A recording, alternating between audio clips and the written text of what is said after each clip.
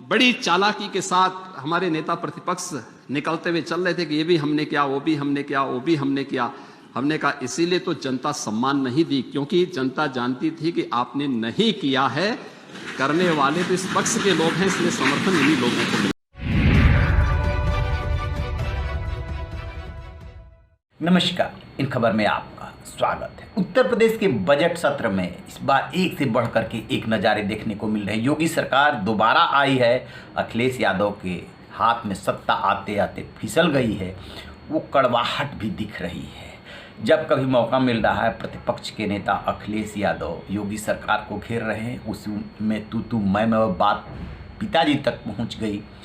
और जब कभी मौका मिल रहा है सीएम योगी आदित्यनाथ को, deputy chief minister Keshav Prasad Maurya को और deputy chief minister Brajesh Pathak को, एक भी मौका नहीं छोड़ रहे हैं अखिलेश यादव पे वार करने का और ये बताने का कि सपा की जो सरकार थी वो माफियाओं की थी, भ्रष्टाचारियों की थी, परिवारवादियों की थी।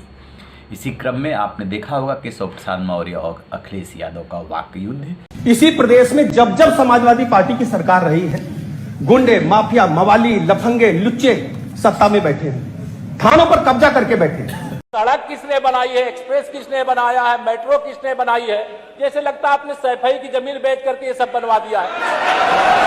तुमने घर के अपने पिताजी से पैसा लाते हो बनाने के लिए? तुमने राशन बांटा तो पिताजी ने क्या बात है।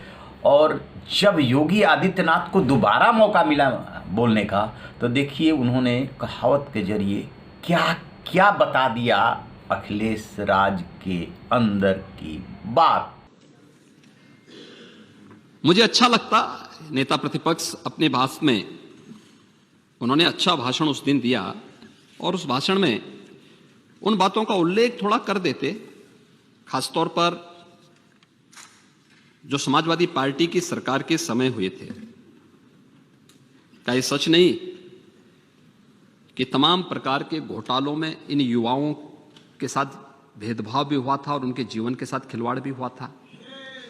क्या लोक सेवा आयोग की भर्ती हो रही हो, अधीनस्थ सेवा चयन आयोग की भर्ती रही हो, माध्यमिक सेवा चयन आयोग की भर्ती रही हो, उच्चतर शिक्षा चयन आयोग की भर्ती रही हो, पुलिस भर्ती रही हो, कोई भर्ती ऐसी नहीं थी जिसमें धांधली और व्यापक शिकायत ना आई हो। और ये उत्तर प्रदेश के अंदर भर्ती घोटाला की चर्चा कर लेते, सहकारिता भर्ती घोटाला की भी चर्चा कर लेते, जल निगम भर्ती घोटाला की भी चर्चा कर लेते,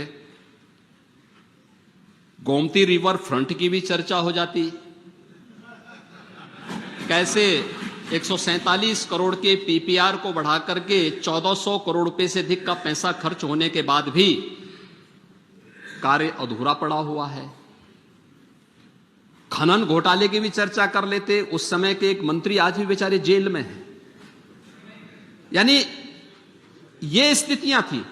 खाद्यान्न घोटाला है, घोटालों की जो श्रृंखला प्रारंभ हुई थी, ये सभी क्या थी?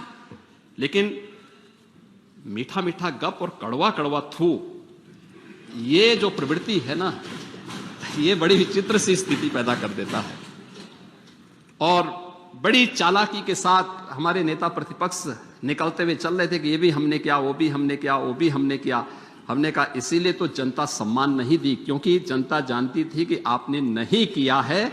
करने वाले तो इस पक्ष के लोग हैं, इसलिए समर्थन इन्हीं लोगों को मिलना चाहिए। जैसा कि आपने सुना, एक एक करके गिना रहे हैं। मीठा मीठा गप, कड़वा कड़वा थू, कहावत के जरिए सब कुछ बेनकाब कर दिया।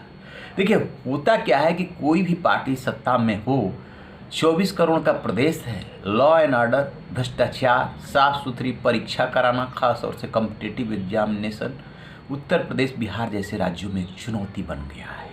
जब भी पेपर आता है लीक हो जाता है, मुकदमा दर्ज होता है, गिरफ्तारी होती है, साल भर बाद फिर से वो पेपर होता है, फिर वही स्थिति होती है, कोई भी राज रहा। और रही बात भ्रष्टाचार की, तो जो सीएम योगी गिना रहे हैं उसमें एक भी ऐसी बात नहीं है जब अखिलेश राज में ये सुर्खियां न बना हो। खास तौर से गोमती रिवर फ्रंट का जो घोटाला है उसको लेकर के तो कितना बवाल मचा, कितना बवाल मचा, ये सबके संज्ञान में है। तो इस तरीके से अब देखते हैं कि ये जो वार और पलटवार की राजनीति चल रही है, ये कहाँ जा कर के थमती है। रहिए बेखबर, देखते रहिए इन खबर। Thank you. इन खबर चैनल को सब्सक्राइब करें।